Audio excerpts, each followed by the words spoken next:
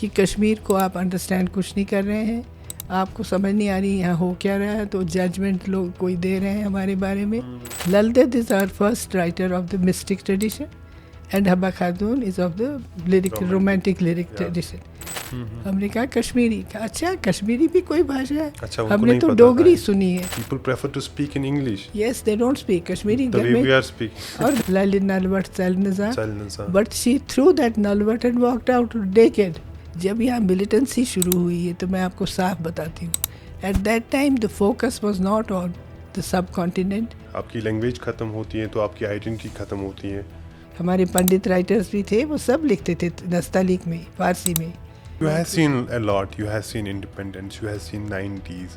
Is there any one incident you want to share with us? We were sent to a Muslim household for safety. Safety, yeah. And so where was the question of division? दोनों का नारा एक ही था, हमलावर खबरदार, हम कश्मीरी हैं तैयार. शेर कश्मीर का क्या इरशाद, हिंदू मुस्लिम सिख इत्तेहाद. कश्मीरी सैविज्म और सूफीज़म का एक कनेक्शन रहा है यहाँ. Samabir. So Erkash worked in a sawmill, but great poet. Dundrisi, वो पी नहीं रहा था दूध अपनी माँ का, तो ललदेद happened to be there and she said, Zann मंद छोक न चन चुक मंद चार. पेरेंट्स का कुछ कंसर्न रहता होगा जब आपके पास कहीं सारे पेरेंट्स आते होंगे जिनकी लड़कियाँ कॉलेज लेवल तक पहुँच गई होती. हमारे किचन भी जो था उसमें मुसलमान नहीं जा सकता था. अच्छा. And also only halal meat. Pandits don't eat any other kind of meat. Any incident you want to share with our audience? And one of them told my husband कि born was that karo is in breast. If you're given a chance to change just one thing for Kashmir, what would it be? I would like to go back before 90. I would like to actually go back before 86.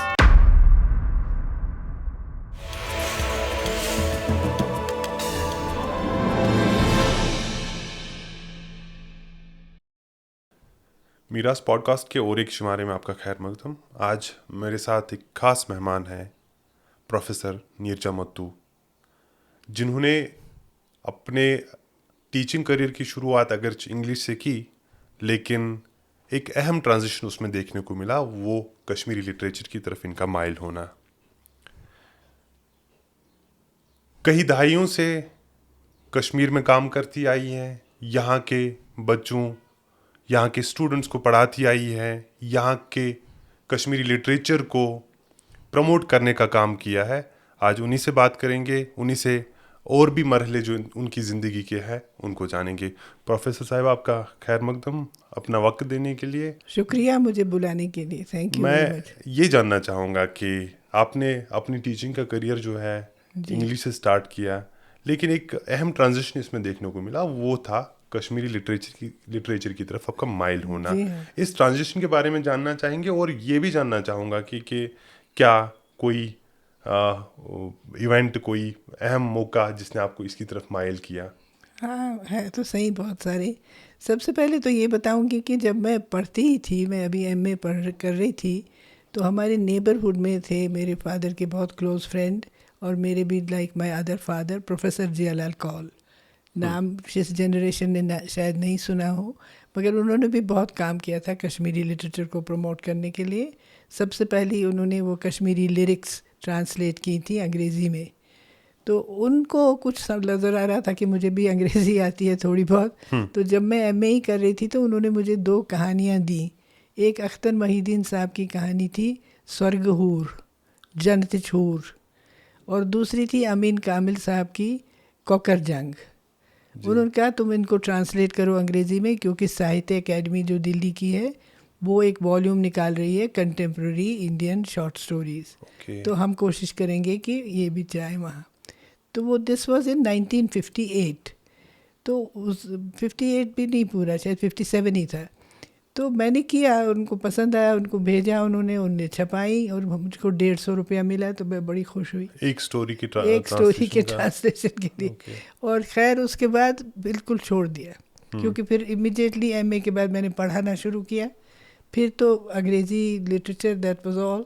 तो कश्मीरी की तरफ नहीं. लेकिन एक बात है कि I grew up in a family where these 2 languages were spoken simultaneously, Kashmiri and English. Hindi Urdu हम घर में नहीं बोलते थे। मेरे फादर भी अंग्रेज़ी के प्रोफेसर थे और मेरे 2 बड़े भाई मुझसे काफ़ी बड़े थे, एक 14 साल बड़े, एक 15 साल बड़े। तो ये लोग तीनों तो आपस में अंग्रेज़ी में ही बात करते थे जब मैं छोटी थी। तो एक लिहाज से अंग्रेज़ी सीखी नहीं, खुद ब खुद ही मतलब आ गई, क्योंकि सुन रहे थे। हाँ। और मेरे फादर को बड़ा शौक़ था रेडियो BBC सुनने का, अंग्रेज़ी प्रोनाउंसिएशन सही करने का। तो उस वजह से ये दोनों ज़बानें थी। और ये भी था कि गाने कश्मीरी हम सुनते थे बहुत, इसलिए कश्मीरी जो पोइट्री के साथ भी थोड़ा बहुत मतलब इतनी एक्वेंटेंस नहीं, मगर I was aware of it. बाकी जो इसकी यहाँ पे जो सूफियाना पोइट्री थी, सूफ़ी, उसका तो ज़्यादा नहीं था। सिर्फ एक जो वो बजाते थे वो बड़ा अच्छा सूफियाना कलाम, Mohammad Abdullah Tibet Baqal. My father was a great fan of his and he used to organize evenings in which he would come and play and his friends would collect and they would all ये घर पे हुआ करता था? घर पे शामियाना छोटा बाग में लगता था। और जो शौक के, जिनको भी शौक था, मोहल्ले वाले फ्रेंड्स वगैरह आके सुनते थे। तो मेरी ये प्रिविलेज थी कि मैंने बचपन से कश्मीरी गाने सुने, तो इसलिए ये नहीं कह सकती कि मैं अनफेमिलियर था। लेकिन वो वाला कल्चर जो पहले होता था कि लोग मिलते थे शाम को, कभी हाँ, बातचीत होती का थी, इनेकाद करते थे। हाँ बिल्कुल। और बाकी डिस्ट्रैक्शन नहीं होती थी ना, except radio and cinema, that was all. लेकिन फिर जब खैर पढ़ाती रही मैं कश्मीरी, तो बस इंसिडेंटल ही रहा। लेकिन जब 90 हुआ तो आपको मालूम ही है कि क्या हुआ, एक किस्म की terrible destruction and death and everything, and nothing was stable any more. So I felt very bad. I said कि we are losing everything Kashmiri. Kashmiri ज़बान ख़त्म हो रही है, लोग उर्दू प्रेफर कर रहे हैं बोलना या अंग्रेज़ी, और इतना जो हमारा रिच लिटरेचर था ये तो नई जनरेशन के लिए बिल्कुल खो ही जाएगा। तो कुछ जब बेकारी भी थी, कॉलेज में कुछ ख़ास पढ़ाई हो नहीं रही थी 90s में, मिलिटेंसी का बड़ा ज़बरदस्त प्रेशर था, तो मैंने सोचा कि दिस इज़ माई सैल्वेशन। मैं अपनी सैनिटी भी रखूँगी और लगेगा कि शायद मैं कुछ कर रही हूँ कश्मीर के लिए।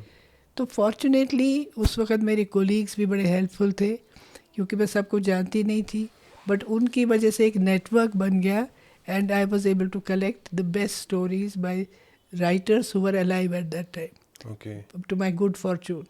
जैसे मोहम्मद अमीन कामिल थे, ये थे अपने अख्तर महीउद्दीन, ये अपने हरि किशन कौल, क्या भारती जी, और ये सोमनाथ जुत्सी।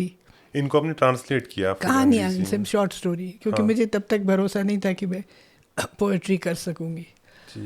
तो इनसे एक अच्छी बात थी, ये सब उस वक़्त थे, और somehow I was connected with them for one reason or another, because the college was a cultural hub at that time. So all kinds of activities, these poets used to come to college, so many of them knew me. And I suggested to them that they should give me what they think is the best story they have written. उन्हीं को जज करने दीजिए। तो उस वक़्त ये था कि मेरी एक कोलीग थी, God mercy on us all, उनको खुदा जन्नत में होगी वो ज़रूर, उनका नाम था नुसरत अंद्राबी। वो उर्दू पढ़ाती थी। तो वो मुझे कई दफ़े कहती थी कि आपको तो उर्दू वालों से भी ठीक आती है, बोलती भी हैं सब कुछ, तो पढ़ती क्यों नहीं? मैंने कहा मैंने स्क्रिप्ट ही नहीं सीखा। शीतल मैं आपको 2 दिनों में सिखाऊंगी। और बेकारी थी, कोई और कोई काम ही नहीं था, तो उसने मुझे सिखाया उर्दू पढ़ना, which was a very great gift. Because ये जब आप टीचिंग प्रोफेशन में थी तब सिखाया? जब जी 90s में। ओके, बहुत लेट। उर्दू में मतलब जानती थी लेकिन पढ़ नहीं सकती थी। तो उन्होंने मुझे सिखाया, तो उसका मुझे बहुत फ़ायदा हुआ कि I could read Kashmiri written by non-Hindu writers, because they used to write in Nastaliq, Persian में ही, तो मैं पढ़ सकी, तो वो फ़ायदा हुआ। तो वो सेलेक्ट मैंने कोई 15 स्टोरीज़ की बेस्ट। वो तो एक दिल्ली का पब्लिशर था, उसको दी। मैंने कहा छपाओगे? उसने मुझे कहा मैं छपाऊँगा, लेकिन मुझे चाहिए कुकरी की बुक कश्मीरी। मैंने कहा अच्छा करेंगे इंतज़ाम। तो मैंने सोचा चलो मैं खुद ही लिखती हूँ वो भी, क्योंकि मेरी मदर बड़ी अच्छी कुक थी। तो उस टेम्पटेशन में उन्होंने वो छपाई, वो पहली किताब मेरी।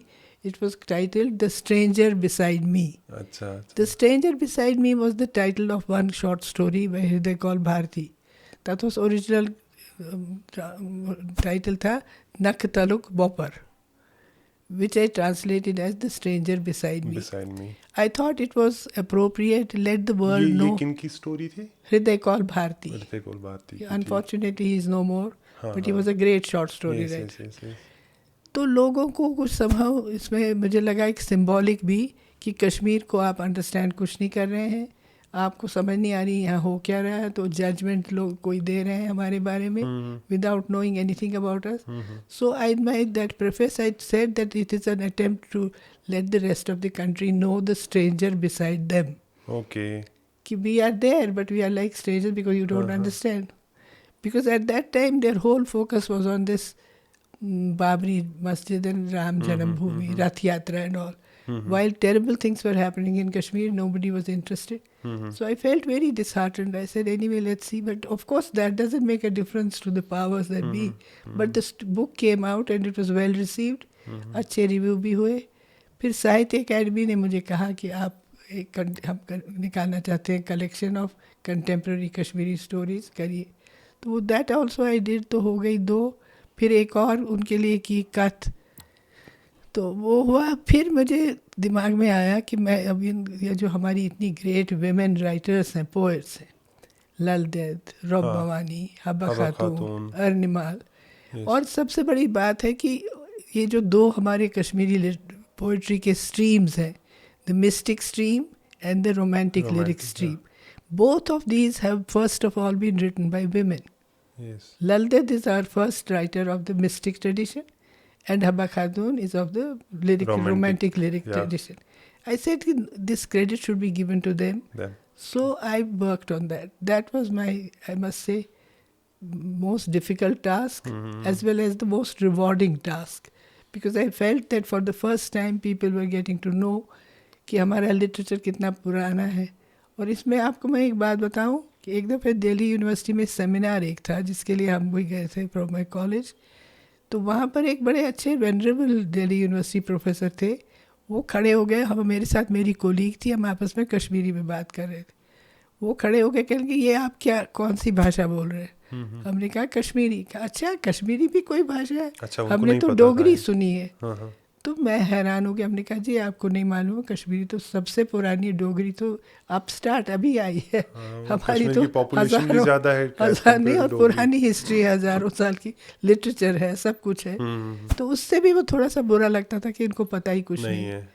तो फिर उस वजह से मैंने सोचा कि let the world know what a rich heritage we have, and nobody has really given credit to these women for their being women and being able to write in this brave, bold way. क्योंकि लल देद को तो venerate करते थे और सबसे ज़्यादा लल देद के बारे में कहते थे लॉन्ग सफरिंग, बड़ी patient lady. But I discovered that she was not like that at all. She was a very brave voice. वो तो डिनाउंस कर रही थी, किसी का लिहाज नहीं करती थी. उसका तो एक बात मुझे ऑफ कोर्स अगेंस्ट एवरीथिंग. वो कहाँ लॉन्ग सफरिंग नहीं थी. वो एक कहानी उन्होंने बनाई थी, ललित नलवट चलनजा, बट शी थ्रू दैट नलवट and walked out naked. She didn't care. तो मैं चाहती थी कि पर्सनालिटी का ये हिस्सा लोगों को पता लगे. और हब्बा खातून भी जो उन्होंने कंप्लेंट किया है about the neglect by the lover, that is also a very bold voice. She's not keeping quiet, silent, but she's complaining, articulating her pain and everything, exposing the fellow for his heartlessness. So undercurrents of our society. तो उसलिए उस किताब के लिए मैं खुश हूँ अपने आप से कि कम से कम मैंने थोड़ा बहुत इन लेडीज़ के लिए किया. आपने गुफ्तगू के बीच में एक बार ये बताया कि उर्दू का कल्चर यहाँ पे ज़्यादा राइज हुआ. एक कौन से आपके एनालिसिस के हिसाब से क्या वजूहत रही हैं कि लोगों ने कश्मीरी को अवॉइड करके जो डेली कन्वर्सेशंस हैं उनमें कश्मीरी का यूज़ करना कम किया और उर्दू की तरफ चले गए? आपकी कोई एनालिसिस इस बारे में कि क्या वजूहत रहे होंगे? सबसे पहले मैं आपको बताऊंगी, आपको जैसे इनफैक्ट आज भी होता है कि people prefer to speak in English. Yes, they don't speak Kashmiri. We are speaking. और मुझे सबसे ज़्यादा अफसोस ये आता कि जब से इन्होंने इंट्रोड्यूस किया Kashmiri as compulsory from the first class in school, parents find this Kashmiri subject the most difficult to teach their children. क्योंकि for the children it is like a foreign language. उन्होंने न सुनी है न बोली है. तो उनके लिए जैसे बच्चे को कोई अंग्रेज़ी सिखाइए पहली दफ़े, वैसे उनके लिए कश्मीरी है, क्योंकि छोड़ दिए. मगर मुझे लगता है इसमें 2 रीज़न है. एक तो सबसे पहले जब यहाँ डोगरा रूल हुआ तो उससे पहले तो यहाँ फारसी थी ना कोर्ट लैंग्वेज, रंजीत सिंह के टाइम पर भी शायद चली वो। फिर डोगराज ने सोचा कि हम क्या करें, उर्दू कर देते हैं which is less Farsi, and also Hindi तो कोई एक्सेप्ट करेगा नहीं यहाँ, तो उन्होंने उर्दू कर दी तब से। और उसके बाद क्या हुआ कि यहाँ पे लोगों को लगा कि कश्मीरी में कोई फ्यूचर नहीं है, they were looking outwards, they wanted to go abroad, find opportunities। उसमें उनको लगा कि हमें लैंग्वेज इसका कुछ फ़ायदा है नहीं, तो वो रह गई घर में ही। फिर उसके बाद घर से भी निकल गई, ख़त्म, किसी ने बोला ही नहीं। और दूसरी बात ये भी हुई, जब यहाँ मिलिटेंसी शुरू हुई है तो मैं आपको साफ बताती हूँ, eight that time the focus was not on the sub continent, the focus was on outside the sub continent. The focus was to become part of a larger Islamic tradition, in which there was no room for Kashmiri। Urdu बोलना था क्योंकि पाकिस्तान में भी उर्दू बोलते थे, और उर्दू से उनको लगा कि we will be able to identify with the larger Muslim world, population world. Farsi तो दूर थी लेकिन उर्दू से तो कर सकते थे, मेरा ये अंदाज़ा, I don't know if it is deliberate, but. और फिर उसके बाद यही है कि एडमिशन बाहर लेना है, कश्मीरी का क्या फ़ायदा है। अब जब इन्होंने सब्जेक्ट इंट्रोड्यूस किया है तो तब तो कुछ लोग पढ़ रहे हैं क्योंकि इसमें करियर बन सकता है, but otherwise they don't find it useful as a tool. इसीलिए उर्दू और अंग्रेज़ी का ज़्यादा यहाँ चलन हो गया। But one good thing is that people are writing in Kashmiri, young people are writing great poetry, they are writing which is very very heart warming. तो वो जो ट्रेडिशनें हमारी थी वो सूफ़ी, और वो चल रही हैं अभी तक in the hands of young people because they realize that they can express themselves in their mother tongue much better than other languages. Okay, so identity और language का कोई आप कनेक्शन देखते हो कि इस वक्त जैसे कहना है कि अगर आपकी लैंग्वेज ख़त्म होती है तो आपकी आइडेंटिटी ख़त्म होती है, how do you see it? Of course ये तो समझना चाहिए, लेकिन एक हमारी ट्रेजेडी एक और हो गई ना between the Kashmiri pandits and the Muslims. They have chosen to write in different scripts so that they are unintelligible to each other.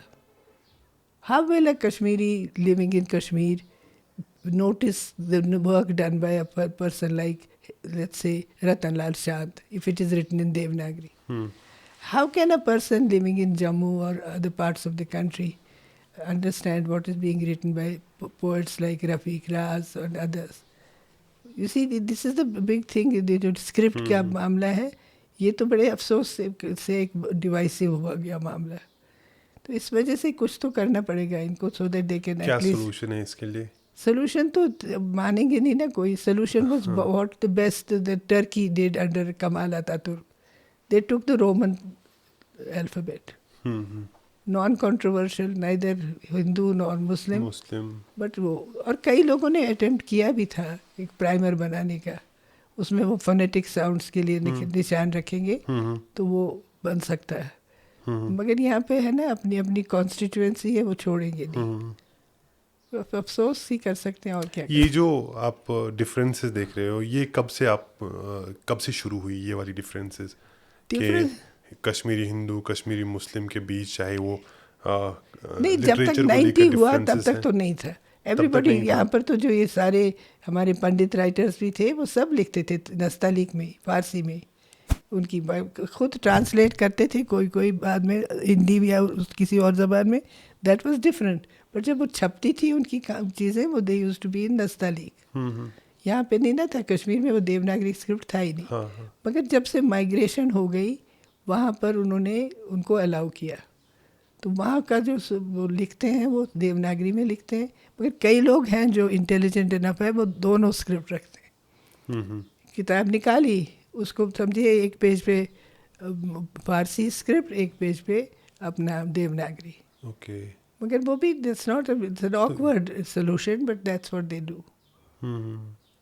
90 से पहले का कोई आपको इवेंट याद है जो कश्मीरी हिंदूज मुस्लिम्स या कंपोजिट कल्चर की अगर हम बात करें, कोई एग्जांपल आपको कंपोजिट कल्चर की? एग्जांपल क्या, तब तक तो कंपोजिट ही था सारा कल्चर। जो आप लोगों को, हमारे सुनने वालों को बताना चाहोगे कि कैसे रहन सहन होता था? क्या आपको बताएं, यहाँ ये ट्राइबल इन्वेजन हुआ ना 1947 में, उसके बारे में तो आप लोगों को मालूम ही है कि हाउ दे केम द मराडर्स, उन्हें लूट मार, death, destruction, rape, killings, whatever. उस वक़्त क्या था कि यहाँ पे there was no division between Hindu और Muslim in the valley, okay, क्योंकि दोनों का नारा एक ही था, हमलावर खबरदार, हम कश्मीरी हैं तैयार, कश्मीरी हैं तैयार, नहीं हिंदू मुस्लिम नहीं। No not at all. और क्या शेर कश्मीर का क्या इरशाद, हिंदू मुस्लिम सिख इत्तेहाद, ये नारे थे। और एक हमारा झंडा भी था उस वक़्त बना हुआ, लहराए कश्मीर के झंडे, वो तराना एक। बाजुए बेशमशीर के झंडे, हल वाले दिलगीर के झंडे, हर सू लहरा हर दम लहरा, ताबे क़यामत पे हम लहरा। हम लहराए कश्मीर हाँ, के तो उस झंडे। वक़्त एक इतना नेशनलिस्ट स्पिरिट था।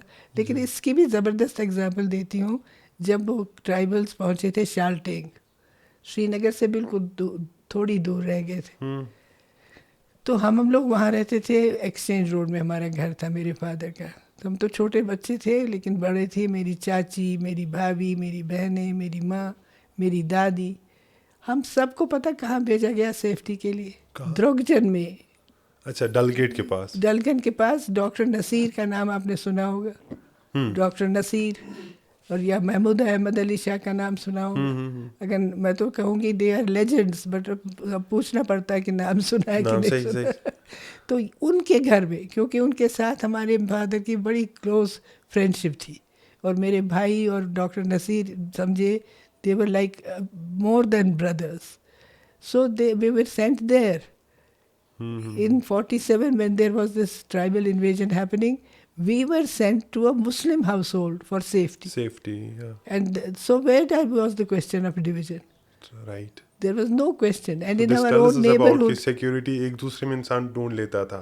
वो बिल्कुल था, और इतने सेफ थे। और इंटरेस्टिंग आपको बताती हूँ कि वहाँ मेरी दादी भी थी साथ, वो नहीं खाती थी मुसलमान घर का खाना, बाकी सब कुछ परफेक्ट दोस्ती, लेकिन खाना पका हुआ नहीं खाती थी वो। अच्छा अच्छा अच्छा। तो उनके वो लिए क्यों नहीं खाती थी उनको? नहीं, वो था टैबू, क्योंकि अच्छा, उस वक्त था हमारे किचन भी जो था उसमें मुसलमान नहीं जा सकता था। अच्छा अच्छा अच्छा। मुसलमान की सिर्फ यही थी रेस्ट्रिक्शन कि किचन में नहीं जा नहीं जा सकता, सकता। बाकी सब काम। और ये था कि जो एल्डरली जनरेशन थी, women particularly, they would not eat in Muslim house hold cooked food. Fruit खाती, कुछ करती, खाना पका हुआ नहीं खाती। इसका क्या नॉन वेज वेज का कोई मसला नहीं, था? नॉन कोई वेज और? वेज का बिल्कुल मसला नहीं था। There was nobody, I don't think I have ever met any vegetarian Kashmiri अभी तक भी। ओके। ज़बरदस्ती करते होंगे अब, मगर अक्रॉस द रिलीजन? नहीं, across the, and also only halal meat. हाँ हाँ। Pandits don't eat any other kind of meat. Okay. So pandit eat halal meat? हाँ, दे ओनली, कश्मीर में तो there was no question. And also you will be abused to here, अगर आपको interest है तो। मैं एक दफ़े I visited one migrant camp in Purkhoo, Jammu. Okay. So I wanted to see for myself what the situation is. So just before we entered that lane where all these, little accommodation, one-room things were built for them, the first person I saw shop was a Muslim butcher. Okay. Jammu में, वहाँ पुरखू में, उसने उनकी पंडितों की गली के सामने अपनी दुकान रखी थी, because he also knew that they don't eat झटका. ओके। ये सारी बातें इस जनरेशन को मालूम नहीं है। हाँ। मगर मैं आपको कहती हूँ, हालांकि खाया नहीं एक दूसरे के घर में, लेकिन प्यार इतना और ट्रस्ट इतना था जितना अपने क्लोज रिलेटिव के साथ ना हो। ये दोनों तरफ से होता था क्या? बिल्कुल, मैं बता रही, पका हुआ खाना दोनों तरफ नहीं दोनों खाते तरफ थे? से नहीं, ज़रा दोनों तरफ से, मतलब लोअर क्लासेस में डिस्टिंक्शन नहीं थी, लेकिन जो ये खोजबाई थी वो भी नहीं खाती थी। हमारे जैसे हमारे क्लोज नेबर थे when we were growing up, उनका नाम आपने सुना होगा, डॉक्टर अली जान। डॉक्टर अली जान की फैमिली वहाँ रहती थी नेक्स्ट टू, अब मेरे फादर के घर के साथ। वो किराए पे आए थे, वहाँ एक इवैक्वी प्रॉपर्टी थी जो जहाँ अब आजकल BSNL का ऑफिस है। तो वो उनके साथ इतनी क्लोज रिलेशनशिप थी मेरी मदर की और उनकी मिसेस अली जान की, कि बिल्कुल बहनों से ज़्यादा प्यार था आपस में। लेकिन ये था कि उनको भी पता था, जब मेरी माँ जाती थी वो अपने नौकर को कहती थी, है तू उठानो ये ना खेई न चाहिए न चाहे, without any rancor. It was accepted, but it was not resented. That's what I'm giving you this example of what I've seen myself. मैं इधर उधर की बात नहीं आपसे कर रही हूँ, जो मैंने खुद देखा है वो बता रही हूँ। एक इंस्टेंस आपको दी कि सेफ्टी के लिए उस वक़्त हमको मुस्लिम के घर में जाना बना। हाँ, और उसके बाद जो हमारा रिजल्ट निकलता था, जो सबसे ज़्यादा हमारी वो करती थी शीरीं वर्षुन, दैट वाज मिसेस अली जान। इतनी खुश होती थी वो हमारी अचीवमेंट पे, फ़र्क कुछ भी नहीं था। और अब ये अफसोस आता कि कई दफ़े कोई मेरे पास आते हो कहते हमने पहली दफ़े कश्मीरी पंडित को देखा। दुख तो होता है। पॉपुलेशन कम है अभी यहाँ पे, तो इसलिए कम मतलब कई ज़्यादा तो आई ताल्लुक मीट नहीं many people who have not seen a pandit before, never interacted, they have no idea. Sad, what can you do. है। Yes yes. कश्मीरी शैविज्म और सूफीज़म का एक कनेक्शन रहा है यहाँ पे, ओह, तो उस ज़बरदस्त। कनेक्शन के बारे में। वो तो मैंने डिस्कवर किया ना जब मैं इन पोइट्री पढ़ रही थी हाँ। लल दत्त के साथ।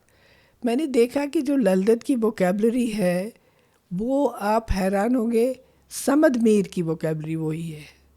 In fact, there is one Samad Mir thing which is fascinating, which is only talking about Kashmir Shaivism. काम, क्रूज, लोभ, मोह, आपकी जनरेशन को ये लफ्ज़ पता भी नहीं सही होगा। नहीं। बट ही सेज थ्रो मन राज सुजुम आनंद हयात। Even you can say, see that these are Anand and Kam, Krodh, Lobh are not Kashmiri words. Right. And I believe it's a funny story. Somebody once told me that they, when they heard this Samad Mir reciting some of his poetry, so he asked him कि तोशु संस्कृत पोरमुत। उसने हंसने लगा वहाँ से, क्योंकि I think he was illiterate, Samad Mir. So was Erkash, worked in a sawmill, but great poet. But he said कि you should know Sanskrit, you should Shastra. Shastra means what? Philosophy of religion. Right. Samad Mir, he's also vuzomut. Something had been born within him, as if this whole vocabulary had been absorbed by him, even though he was illiterate and his work was working as a laborer in a sawmill. This is the kind of syncretism you had in Kashmir. अच्छा, लल दत्त का जो मशहूर वाक है वो शिव छुई थैली थैली रावजान मौजान ह्योन तो मुसलमान त्रुकै छुक पनुन पान प्रजनाव सोय छे साहिबस नीजान, which we atmosphere. त्रुक को चालाक। Truk is two meanings it has. एक तो त्रिक शास्त्र या जो त्रिकाइट है, ओके दूसरा है वो विजडम, जिसको विजडम, अगर यू आर वाइज। ओके। मतलब इनका कहने का क्या है कि देखो एक काइंड ऑफ अंडरस्टैंडिंग तुम्हारी है, लिमिटेड अंडरस्टैंडिंग कि शिवा है हर जगह मौजूद। नहीं, शिवा नहीं, सन। शिवा इज लाइक द सन, सूरज की तरह हर जगह है, वो तो दिखाई देता है। मगर इसमें तुम दूसरे किस्म की अंडरस्टैंडिंग ढूंढो कि एक इंसान और दूसरे इंसान में फ़र्क मत समझो। ना मान तो मुसलमान, अगर if you are really wise then you have to know yourself.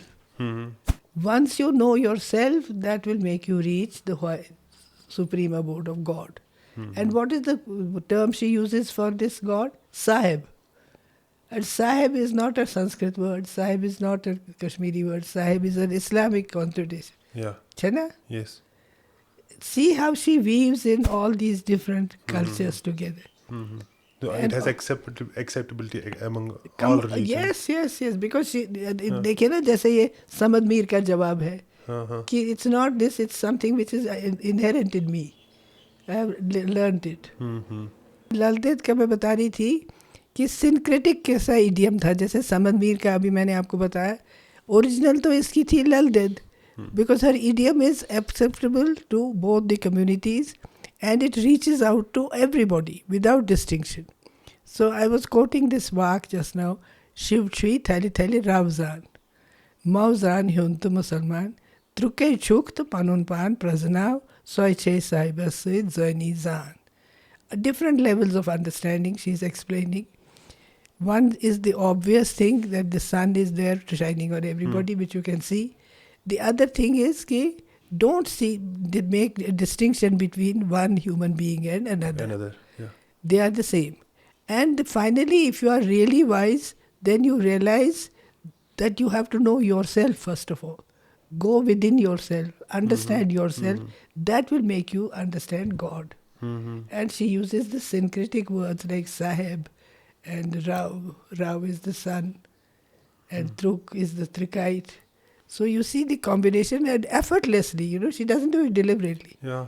And also another work which I like very much, Dachines obras zayun zanah, sudras zanah anindat, mendis rugis vedut zanah, mudas tajamna pavin kat.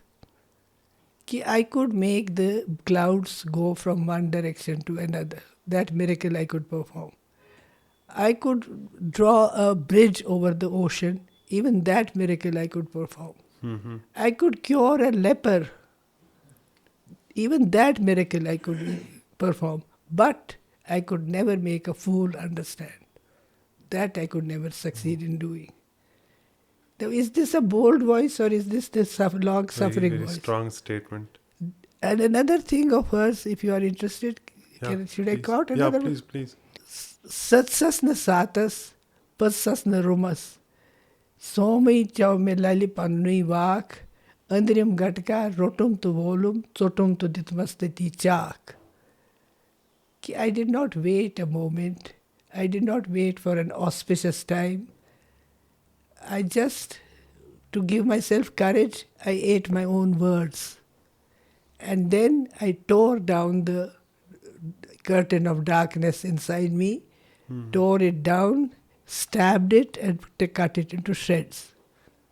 अब इससे ज़्यादा powerful voice women की हो सकती है exactly कि मैं और इतना ही नहीं कि ललदेद को लेकर या अगर हम नुंदरिश की बात करें जितनी एक्सेप्टेबिलिटी मुझे लगता है उससे मुस्लिम कम्युनिटी में थी आई थिंक उतनी ही एक्सेप्टेबिलिटी पंडित कम्युनिटी में भी थी हिंदू बिल्कुल थी अब देखिए एक और how do you relate with because you see they spoke the same language Laldet and Lundrish were not different in the people's imagination. And you know, I don't know whether you know what this Lundrish has said about Laldet.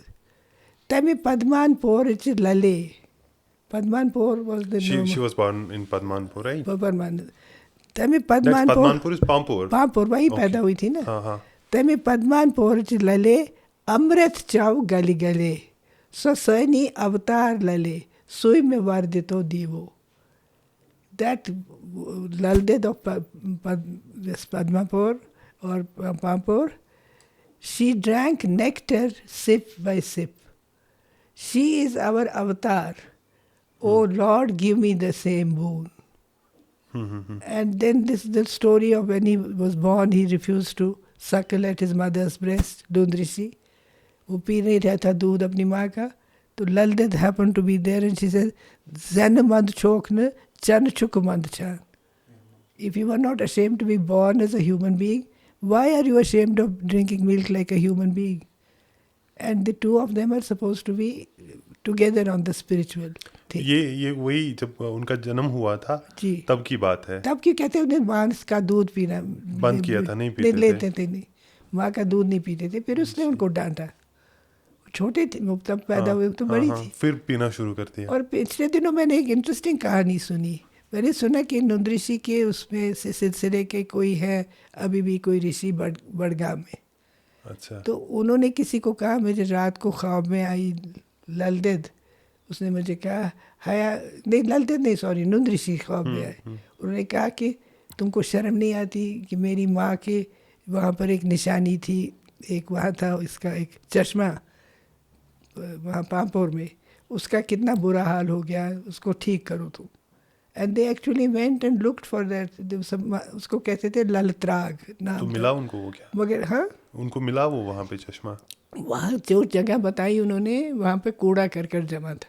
कम से कम उन्होंने फिर वहाँ सफाई करवाई और फिर वहाँ पर उस जगह को रेस्टोर करके वहाँ पे कुछ ना बोर्ड भी लिख दिया ललत्राग. लेकिन they have not been able to recover the spring. Okay. But on the other hand, they have done something funny. वहाँ पे उन्होंने नलों से पाइप राउटर करके एक फाउंटेन बना दिया. अच्छा. मुझे लगा Laldet would not have been happy. Symbolic, exactly. ऐसे symbolic. Yeah. Anyway, आपने कहा था क्लोजनेस क्या थी? हाँ, क्लोजनेस क्या थी? बस वो अब यही उसी बता रही हूँ. तो हम बात कर रहे थे कि लाइक इंटरनेट का ज़माना नहीं था पहले, अब कई सालों से, एक डेढ़ दहाई से है. उससे पहले जो घरों में लाइक म्यूज़िक वगैरह का सुनना, महफिलों का इनेकाद करना, या रेडियो से, रेडियो तो बड़ा ज़बरदस्त चीज़ अहम था. रोल रहता था कश्मीरी लैंग्वेज के प्रमोशन का एक अहम उससे रोल बहुत रहता था। ज़रा कश्मीरी म्यूज़िक को प्रमोट करना, कश्मीरी लिटरेचर को प्रमोट करना, कहानियाँ, drama, comic, operas, whatever. Radio did a wonderful job. ये रेडियो तो अब कुछ भी नहीं है उसके मुकाबले में। क्या तो बताएं। किन किन लोगों को ज्यादा, किन किन गायकों को ज्यादा सुनते थे, या ओह, किन शायरों के कलाम ज्यादा सुने जाते थे? देखिए जी, सबसे पहले तो महजूर का बहुत सुनते थे। वलोहा बागवानो नौ नौ बहार बहार शान शान पैदा पैदा कर, कर, फलन गुल कथ करन बुलबुल, तिथि सामान पैदा कर। अच्छा, उसके बाद होते थे ये इनके दीनानाथ नादिम, ज़बरदस्त शायरी उनकी थी। आपने तो पता नहीं पढ़ी होगी कि नहीं सुनी होगी। हाँ हाँ, बहुत ज़बरदस्त। उन्होंने वो एक ओपेरा पूरा लिखा था ना, बुम्बुरी अम्बरजल, यस यस। वो हमने कॉलेज में परफॉर्म किया था, और हमको खुद वो बताने आते थे कि कैसे करना है, क्या करना है। साथ में एक और थे बड़े ग्रेट म्यूजिशियन उस वक़्त के, मोहनलाल एमा, आपने नाम सुना होगा शायद। यस। तो ये दोनों ने मिलकर वो ओपेरा बनाया था, बड़ा सक्सेसफुल था। It was an allegorical thing. इनको सुनते थे, राही साहब को बाद में सुनते थे, और भी प्ले राइट्स, कहानी वाले, ये बंसी निर्दोष के प्लेज हम सुनते थे। इनके अली मोहम्मद लोन के सुनते थे, हरि किशन कौल की कहानियाँ सुनते थे। रेडियो से तो बहुत लिटरेचर का फ़ायदा हुआ था। तो जो घरों में महफिलें होती थी उनमें कौन आते थे? उनमें तो होते ही थे, सितार बजाने वाले आते थे, ऑर्केस्ट्रा, मंडलियाँ भी होती थी। मगर वो जो मंडलियाँ होती थी वो शुरू करती थी ललवाक से गाना शुरू, फिर सबके गाने गाकर, सबके, चाहे पंडित पोएट हो, परमानंद हो या कोई हो, मगर साथ में ये सारे रसूल मीर, महमूद गामी, जो सबके गाने सुने। रिंद पोशमाल तो बचपन से कानों में गूंजता है। रेडियो कश्मीर का बड़ा ज़बरदस्त, उस वक़्त उन्होंने बनाया था ना 47 जब इन्वेजन हुआ था ट्राइबल, फिर उन्होंने बनाया था कल्चरल फ्रंट, उसको कहते थे। They were leftist thinkers and writers and poets, and they were propagating this kind of literature and everything. It was part of that नया कश्मीर का जो बना था ना डॉक्यूमेंट, शेख अब्दुल्ला का, उसी वक्त उसके साथ ये सारा था। ज़बरदस्त एक्टिविटी हो रही थी। very rich it was at that time. At this time we don't find it equivalent anywhere. इतनी कल्चरल एकेडमी है, सब कुछ है, मगर उस किस्म का जो रिचनेस थी, वैरायटी थी, कॉम्पोजिट कल्चर था, सिंक्रेटिक इडियम था, वो नज़र नहीं आता। अगर हम हिस्टोरिकली देखें, हमने देखा है कि कश्मीर में औरतें, चाहे वो किसी भी रिलीजन से ताल्लुक़ रखती हो, मुझे लगता है कि एजुकेशन के लिहाज से कहीं ना कहीं ये पीछे रहे हैं। तो क्या, अगर ऐसा है तो क्या वजूहात रहे होंगे? क्योंकि आप खुद एक महिला, एक औरत देखिए हैं, जी, मैं आपको बताती हूँ, बहुत क्लोजली देखा है। आपको मैं बताती हूँ अपनी एक्सपीरियंस, कि जब मैं कॉलेज गई, दैट वाज 1952। उस वक़्त कॉलेज में क्या किया था इन्होंने, कि पढ़ने तो आई थी जिन्होंने मैट्रिक किया था, लेकिन इन्होंने बहुत सारी ऐसी लेडीज़ को एडमिशन दिया था जिन्होंने मैट्रिक के बाद स्कूल में पढ़ा रही थी या कुछ कर रही थी। उनको इन्होंने पेड लीव दी, और वो आई, कॉलेज एडमिट की हुई, उन्होंने वहाँ से ग्रेजुएशन की, so that their qualification improved, then they went back to their teaching. So this was a revolutionary step they had taken. There was no distinction between Hindu and Muslim. No, there was no symbol by which you could tell this was a Hindu or Muslim. बुर्का ख़त्म हो गया था बिल्कुल college में। 1952 की बात कर रहे हैं? 52 में शुरू में बुर्का पहन के आती थी लड़कियां।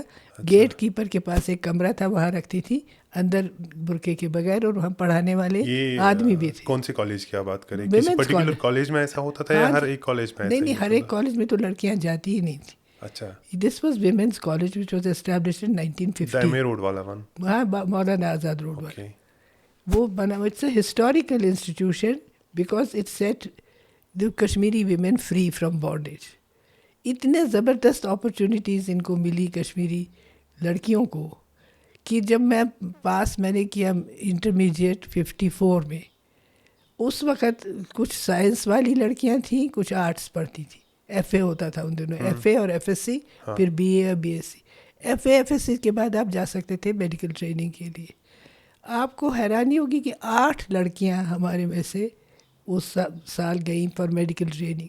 8 मुस्लिम लड़कियां और 4 पंडित लड़कियां, 12 लड़कियां गई। और कहाँ गई पढ़ने? कोई पटना, कोई ग्वालियर, कोई अमृतसर, कोई दिल्ली। यहाँ नहीं था ना medical college, but they went. And I can tell you one was this lady Husnara who used they had set up her clinic in Sopore, बड़ी अच्छी डॉक्टर थी, बाद में बनी। दूसरी थी निगत, निगत तो इंग्लैंड ही चली गई बाद में। एक थी सईदा, वो भी उसने पास किया था वहाँ से, ग्वालियर से। मैं आपको बता रही हूँ ना मुस्लिम लड़कियों के नाम। दूसरी थी और एक और थी ना, हाँ स्वीटी उसको कहते थे, उसका नाम था हाँ शाहिदा मल्लिका। रेशियो क्या था, लाइक मेल्स और फीमेल्स का क्या रेशियो रहता था? जो हमारे कॉलेज में तो सिर्फ औरतें थी, वुमेन्स कॉलेज में तो औरतें कॉलेज। बाकी तो कहाँ लड़कियाँ कहाँ जाती थी उन कॉलेजों में। For the first time girls could go to college in 1950। तब तक नहीं जाती, सिर्फ कुछ पंजाबी लड़कियां जाती थी। तो फैमिलीज का कैसा रोल रहता था? फैमिलीज तो जैसे आजकल तो कोई फर्क नहीं जानते हैं कि चाहे लड़का है या लड़की है। देखिए जी, हमारी फैमिली में तो फर्क, हमारी फैमिली में ये फ़र्क हो गया था। एक मैं आपको बताती हूँ कि जो मेरी सबसे बड़ी बहन थी वो सबसे इंटेलिजेंट थी हमारे घर में, कहते हैं। मैंने भी देखा, बहुत थी। उसने मैट्रिक पास किया था इन 1942। ओके। तो उस वक़्त तो यहाँ विमेंस कॉलेज नहीं था, एसपी कॉलेज था। उसके भाई ने भी उसके साथ ही मैट्रिक किया। दोनों में फ़र्क 1 साल का ही था, तो दोनों ने एक साथ किया पास। वो तो चले गए एसपी कॉलेज, इनको कहीं किसी ने जाने नहीं दिया, क्योंकि मेरी दादी थी जिंदा, उन्हें को तो सवाल ही पैदा नहीं होता लड़कों के कॉलेज में नहीं जा सकती। अच्छा। सारी आज़ादी थी लेकिन वो नहीं कर सकती। The result was she couldn't go to college, उसकी पढ़ाई मैट्रिक में ही ख़त्म हो गई। हाँ। मगर फिर जब 1950 में कॉलेज बना तो मेरी दूसरी बहन थी, उसने उसी साल मैट्रिक किया, तो वो सीधे कॉलेज चली गई, किसी ने पूछा नहीं। सो कोएड को लेकर मसला था यहाँ? हाँ, यहाँ पे कश्मीरियों में तो बिल्कुल मसला था। सिर्फ पंजाबी लड़कियाँ जाती थी, Punjabi Muslim and Punjabi Hindu could go to SP college और Amar Singh college. Kashmiri women didn't go उस वक़्त तक। मगर फिर तो बिल्कुल बदल गया सारा, इतना खुला हो गया एटमॉस्फेयर। आपने एज प्रिंसिपल भी आप रही हैं वुमेन्स कॉलेज की? मैंने एडमिनिस्ट्रेशन नहीं की है कभी भी। तो मैं जब थी अंग्रेज़ी ही पढ़ाती थी, मैं बस head of department of English. तो उस ज़माने में एक दफ़े इंटरव्यू हुए थे कि प्रिंसिपल बनाना है किसी को। हाँ। तो मुझे इंटरेस्ट नहीं था वो, मुझे अपना काम अच्छा लगता था, पढ़ाना, लोगों को बुलाना, सेमिनार होल्ड करना, डिस्कशंस। आप बिलीव नहीं करेंगे हम किस किस को बुलाते थे और बुला सकते थे। ब्रिटेन से, ब्रिटिश काउंसिल के पास जो भी कोई विजिटर आता, वहाँ से कोई राइटर, कोई इंडिया के टूर पे ज़रूर हमारे कॉलेज आता था। We would organise a seminar for him. लड़कियाँ भी पेपर पढ़ती थी, इंटरेक्शन होती थी। तो इसलिए मुझे कोई इंटरेस्ट नहीं था एडमिनिस्ट्रेशन में। I was happy doing what I was doing. But फिर वहाँ पे इंटरव्यू के लिए बुलाया गया, कई प्रिंसिपल की वैकेंसी थी। तो वहाँ पे उन्होंने कोई जो एक्सपर्ट भी आए थे देखने के लिए ना, उसमें वो पब्लिक सर्विस कमीशन का था बोर्ड, बाहर से एक्सपर्ट आए थे। तो उस एक्सपर्ट ने उनको कहा कि ये जो लेडी है मेरे बारे में, कि ये she should be teaching at the post graduate level. इनको आपने ग्रेजुएट कॉलेज में रखा है, इनको भेजना चाहिए वहाँ। तो खैर उन्होंने वो सब तो क्या होता। फिर जो ऑर्डर निकला, प्रिंसिपल तो बनाया जैसे किसी और को, मगर मुझे भी कहा, उन्होंने कहा she is also given the principal's rank and grade, but she can continue as head of department of English. So that's how it was. I was principal. जब वो टाइम था, पेरेंट्स का कुछ कंसर्न रहता होगा, जब आपके पास कहीं सारे पेरेंट्स आते होंगे जिनकी लड़कियां कॉलेज लेवल तक पहुंच गई होती, तो उनका कोई कंसर्न रहता है कि हम अपनी बच्चियों को क्यों नहीं पढ़ने देते हैं, कॉलेज क्यों नहीं भेजते हैं? उस ज़माने में मेजर क्या कंसर्न रहता था? उस ज़माने में सवाल ही नहीं था कि कॉलेज नहीं जाएगी। जिसने मैट्रिक पास किया वो कॉलेज जाएगी। एडमिशन थोड़ी मुश्किल था। नहीं, कोएड में तो नहीं जाना चाहते। कोएड में तो नहीं जाना, मगर जब विमेंस कॉलेज में तो कोई रेस्ट्रिक्शन नहीं थी। और हर क्लास की लड़कियाँ आती थी, super rich as well as very poor. मगर यूनिफॉर्म थी, पता नहीं लगता था अमीर कौन है गरीब कौन। और लड़कियों को देखकर आप गेस भी नहीं कर सकते थे कौन हिंदू है कौन मुस्लिम है, क्योंकि टीका कोई अनमैरिड कश्मीरी पंडित लड़की नहीं लगाती थी और बुर्का कोई उस दौर में मुस्लिम नहीं पहनती थी, तो you couldn't tell. Roll number से आपको पता था, तो सोच भी नहीं सकते थे कौन हिंदू है कौन मुस्लिम है। ये 90 तक तो आइडेंटिटी एक ही थी, वो बिल्कुल थी एक, कश्मीरी, शक्ल एक। कश्मीरी आइडेंटिटी। हाँ, सो अब देर इज अ डिफरेंस अभी हमें दिख रहा है कि काइंड ऑफ वो डिसइंटीग्रेशन टाइप है। कैसे हम इस वो कल्चरल रीइंटीग्रेशन कर सकते हैं? What in your opinion should be done, ताकि आपने ठीक कहा, कल्चरल ही एक फील्ड है जिससे हो सकता है। अब आपको मैंने बताया हमने एक अटेम्प्ट किया था उस जर्नल मीरास के साथ, खैर वो फिर चल नहीं पाया। अब एनीवे क्या करें। और दूसरा ये है कि एक दूसरे का जो लिखते हैं ना वो पढ़ना चाहिए। Pandits outside Kashmir should read what the Muslims in Kashmir are writing. Okay. The kind of poetry that's being written, the kind of fiction or whatever is being written. Not only in Kashmiri and Urdu or Hindi, but in English also. They are writing quite a bit. They should read. And then also they must have some meeting ground. They must occasionally meet one another. Occasionally dispel these kind of notions they have acquired over the years from vested interests who want to create a wedge, who are interested in creating a kind of a communal identity for everybody. To defeat it is to get to know the other person. Meet as often as you can. Try to understand what they are writing. उनकी feelings जो आप express कर रहे हैं through their literature, वो देखें आप, सुने, तो empathy आपको होगी फिर. Instead of enmity, you will have empathy. Instead of, you see, resentment, you will have kind of understanding of each other. That's most important. You have to have a dialogue. You see, now dialogue is something which has become unfashionable these days. People are more interested in monologues. Deliver a lecture, don't wait for a question to be asked. That's not the way things go. Right. You have to interact with people. Dissent is the essence of democracy. Right. But you can't crush that. So meet people without fear, without notions of prejudice or anything. Don't think of the other person as the other. ये adhering जो हुई शुरू 90 से कश्मीर में, वो तो यहाँ थी ही नहीं, बिल्कुल नहीं थी, जहाँ तक मेरा तजुर्बा है. मैं तो, I am being honest, I am telling you by limited experience in the college and in the society and among friends and others. This was a sudden kind of schism that was created in 89. Suddenly identities were confused, and then emphasis was laid on secondary things. Essential things were forgotten. The younger generation has a lot of You work have to seen do. a lot. You have seen independence. You have seen 90s. Is there any one incident you want to share with us, with our audience, जिसने एक lasting impact आप पे रखा है वो? Lasting impact तो बहुत सारी चीज़ें थी जिनका हो Any सकता incident था. you want to share with our audience? हाँ नहीं, Our for viewers? Instance I can talk about it when my husband was almost kidnapped. Oh. That happened When did this happen? It happened in 91. Okay. You see, 90s had happened, but we had not left. We didn't feel afraid or anything. But in 91, my husband was going to the dentist in the morning, and he was being driven by our own private driver because he didn't like to use his official vehicle for private work. So this was a gentleman, he was a schoolmaster, but he was known to our family, and he used to be our part-time driver. Morning, evening, he could come if there was need. So that morning, his name was Abdul Ghani Dar. He was driving the car, and my husband was going to the dentist. But next to this, before they reached the Amar Singh College gate, two boys stopped them. And they said that we have come to take him, my husband. Oh. So this driver didn't know what to do, but he said, listen, my husband told them, he said, I'm not in politics, I'm not an important person, I'm just a ordinary government servant, I'm going to the dentist, why do you want to take me? They said, that will be explained to you when we reach the headquarters. Their headquarters. Haan, their headquarters. Okay. And when my husband was still refusing to get out of the car, they took out two pistols. Both of them had a pistol in hand. And one of them told my husband, "Bon was that karo is in burst."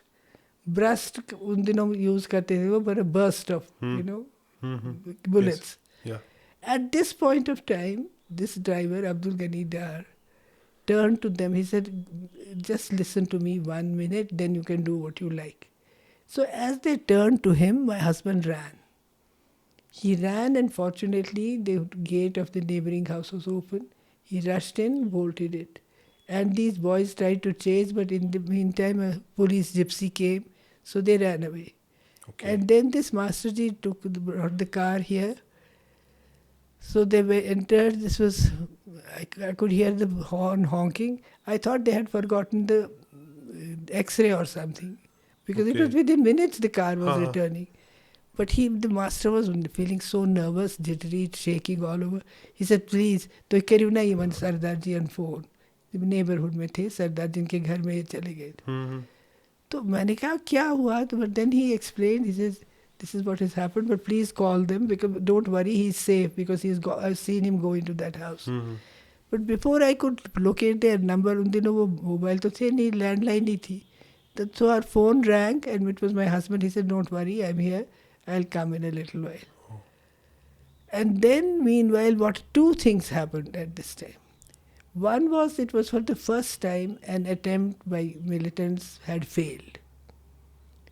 Otherwise, people would be terrorized and they would become their victims. And it was the first time that people came out to condemn this incident, our Okay. neighborhood. Okay. So when my husband came from that house to this house, he was accompanied by almost a procession of people. Oh.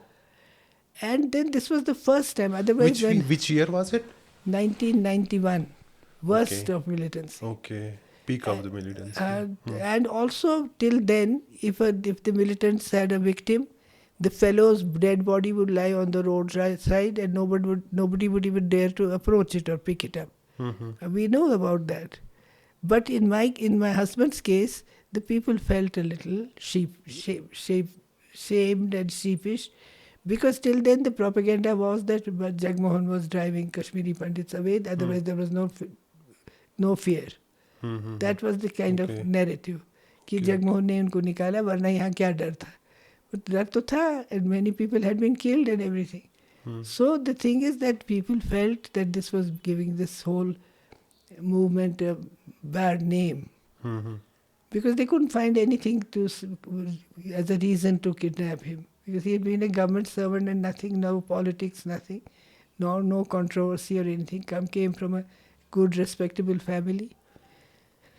So that was the worst experience we had. But then everybody thought that we would run away, but my husband said, I will go when I feel like going. Nobody can drive me away. And then the whole administration descended on us and said, what do you want to do? My husband said, if I can't live in my own home, then I'll also go. But then they said, okay, we'll give you some security.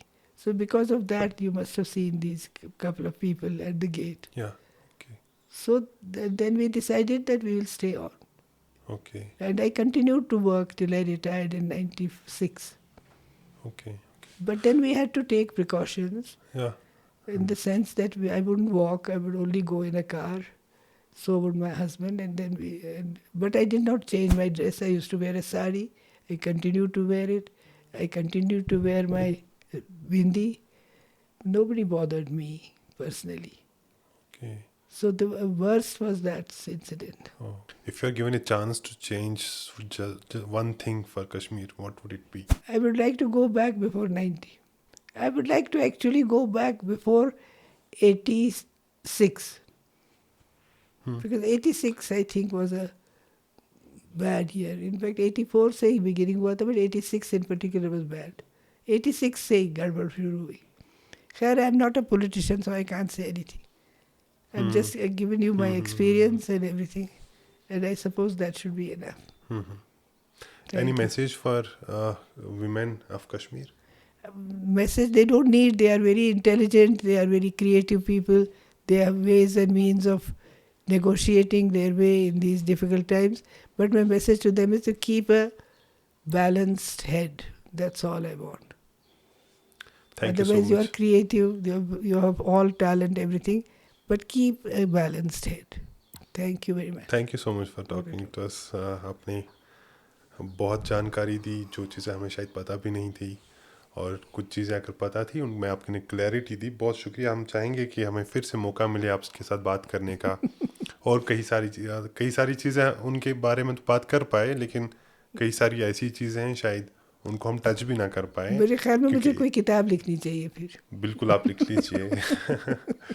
नहीं, हम तो आपके जो आप मैं एक चीज़ relate कर पा रहा हूँ कि आपका जो जर्नल है उसका नाम भी मीरास है, स्पेलिंग का थोड़ा डिफरेंस है, और हमारे इस शो का भी नाम मीरास है। ये तो बड़ी अच्छी तो ये बहुत इसके लिए अंग्रेजी सच का ए एक वर्ड ब्यूटीफुल है कोइंसिडेंस। सेरेंडिपिटी।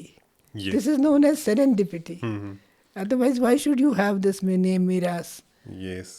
ओके, और उसमें भी मैं कंटेंट देख पा रहा था, वो बहुत बिल्कुल ही सब्सटेंशियल कंटेंट है, और बहुत हम कई भी लोगों कोशिश ने करते हैं कि मीरास पॉडकास्ट में भी हम सब्सटेंस लेके आए। अच्छा तो दैट्स आवर चलिए, आई एम ग्लैड। कोशिश, वो हम करते रहे हैं। बहुत शुक्रिया टाइम देने के लिए। आपका शुक्रिया, आपने मौका दिया। Thank you so much. Thank you so much, wish you all the best, thank you. and you also keep your steady head, Yeah. balanced head, and do well. Thank you so much. Thank you very much.